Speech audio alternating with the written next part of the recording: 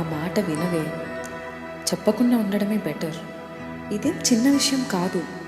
అయినా నేను అబద్ధం చెప్పంటున్నానా, నిజం దాయమంట.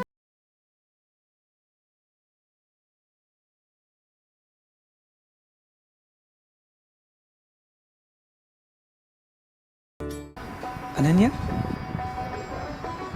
మీరేలేండి, ఫోటో చూశాను. గౌతమ్,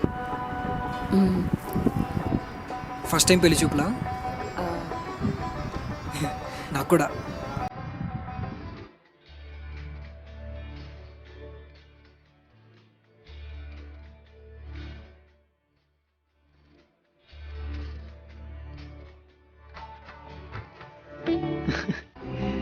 బాగుందండి, మంచి టేస్ట్ ఉంది మీకు.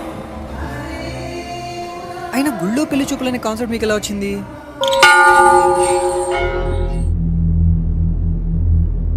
ఆఫ్ కోర్స్ గుడి కూడా బాగుందనుకోండి.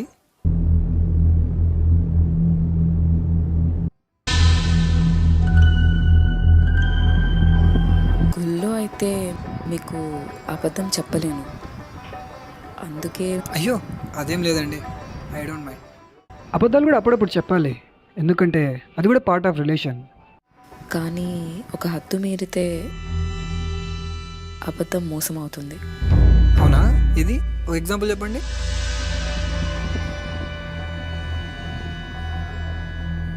I'm a rape victim. What? I am a rape victim.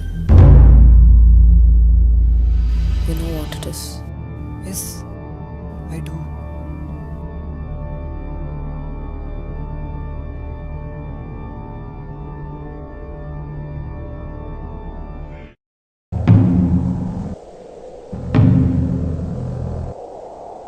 మీ ఇంట్లో తెలుసా? తెలీదు. ఇంకెవరికైనా? నా బెస్ట్ ఫ్రెండ్కి అంతే, ఇంకెవరికి చెప్పకు. Let's keep it a secret forever. ఏంటి? You still want talk? Of course, నువ్వే తప్పు చేయలేదు, అయినా నిజం ఒప్పుకున్నావు. I respect that.